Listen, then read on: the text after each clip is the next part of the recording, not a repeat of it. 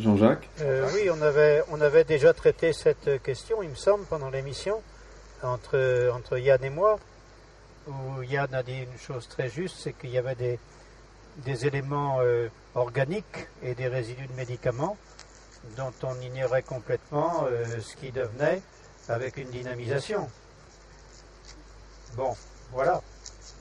Maintenant, là où il n'était pas d'accord avec moi, c'est que j'avais pris position en disant, si je me trouve obligé de boire de l'eau pas très propre, eh bien, autant qu'elle soit dynamisée que pas dynamisée. Voilà, pour moi, c'est une probabilité de meilleure. Yann n'était pas d'accord, alors, mais on l'avait dit tout ça. Hein. Bon, en tout cas, c'est une question qui revient régulièrement, donc c'est intéressant. Est-ce que Jacques, tu aurais quelque chose, parce que tu n'étais pas présent à l'émission? Qu'est-ce que toi tu dirais, toi? La question que je pose, en buvant une eau qui n'est pas filtrée et qui est tout de même polluée par toutes sortes de résidus médicamenteux, est-ce que le fait de dynamiser tout ça ne potentialise pas précisément les effets des médicaments?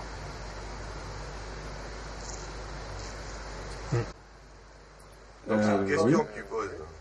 Ben oui, donc moi je ne peux pas répondre puisque je n'ai pas les éléments pour répondre, étant donné que je ne bois que de l'eau purifiée, enfin, peu minéralisée.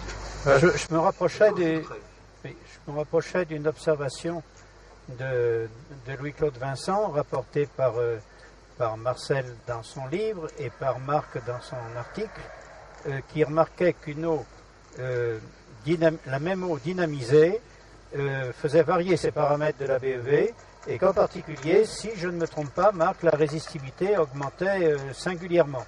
Presque non, elle diminuait. C'est la conductivité qui augmentait. C'est la conductivité, oui. Voilà, la conductivité augmentait presque le double. C'était assez prodigieux. Bon. Oui. Normalement, minéralité constante. À minéralité constante, exactement. Et donc, selon Louis-Claude Vincent. Et selon Marcel Violet. Et selon une observation de Louis-Claude Vincent.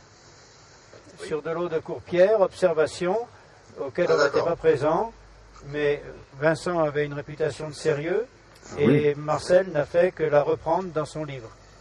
Bon. Et Marc que la reprendre dans le livre de Marcel, et moi que la reprendre dans l'article de Marc. Bon. Mais avec tout ça, avec fidélité, je pense. Alors, qu'est-ce qu'on peut dire de ça? C'est qu'à minéralité constante, donc avec des cations et des anions de sels minéraux dissous qui se baladent dans le même dosage, apporter une énergie de dynamisation violet à l'eau va augmenter la conductivité. Donc, or cette conductivité, elle passe par ces cations et ces anions. Alors là, maintenant, je voudrais que Marc embraye, s'il te plaît, si tu veux bien. Oui, on en a déjà discuté avec Jean-Jacques, mais ce qui se passe essentiellement, c'est que les appareils de mesure sont faits pour mesurer soit une résistivité, soit un pH, soit une tension, et la référence, c'est l'eau diluée, l'eau normale. Si on change la structure de l'eau, c'est-à-dire si l'eau autour des solutés n'a plus la même structure spatiale ou temporelle, à ce moment-là, il est normal que l'appareil n'indique plus la même valeur. Et donc, justement, un changement de résistivité à minéralité constante, c'est une preuve qu'il s'est passé quelque chose dans l'eau et non pas dans les solutés. Donc, il y a eu effectivement une dynamisation. C'est pour ça qu'il est important de bien, quand on fait le système de dynamisation, de bien vérifier que certains paramètres bougent, parce que si on touche à la structure spatio-temporelle de l'eau, on va évidemment changer les paramètres physico-chimiques qu'on va mesurer. Donc alors, c'est clairement ce qui s'était passé dans le cas de l'appareil violet. C'est ça.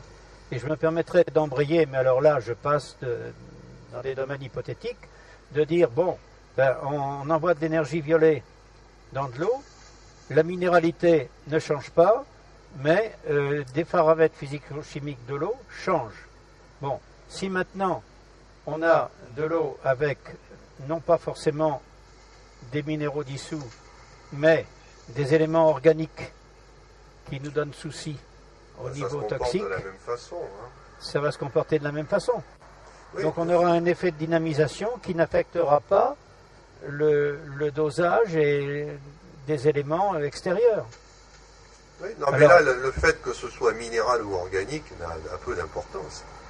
Si on change la structure de l'eau, on change effectivement aussi la toxicité, c'est-à-dire qu'un produit organique qui serait normalement toxique dans une certaine structure d'eau peut devenir non toxique si on change la structure de l'eau.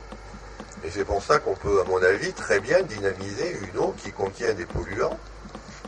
On peut aussi bien, par la dynamisation, tuer l'effet toxique que le renforcer. Ah, voilà, c'est ça que la question est là. Voilà, mais on peut aussi le tuer, c'est-à-dire récupérer une eau qui est tout à fait correcte. Et c'est là où il faut quand même un petit peu mettre la pression sur les fabricants d'appareils pour qu'ils nous disent, en fonction de leur système de dynamisation, si la nocivité est accentuée ou diminuée. Parce que la dynamisation peut faire les deux. C'est une question de réglage de l'appareil. Et là, il faut que les fabricants soient conscients de ce problème. Et Marc, pour comprendre un peu mieux, le réglage intervient où en fait par rapport à l'appareil? Quand tu dis c'est une question de réglage, dans le processus de dynamisation, par exemple, moi j'utilise une dynamisation par vortexeur. C'est une double bouteille, c'est deux récipients superposés l'un sur l'autre, et ça fait un vortex. Eh bien, il y a un réglage tout simple, c'est le nombre de vortex que je fais. Mhm. C'est-à-dire, si je tourne 8 fois, je pourrais avoir un certain effet, alors que si je tourne 10 fois, je peux avoir un effet différent. Mhm. Mais ça suppose ce qu'on appelle en science une calibration. Mais ça, c'est pas à nous de la faire, à la limite. C'est à ceux qui produisent des systèmes de dynamisation de se poser la question.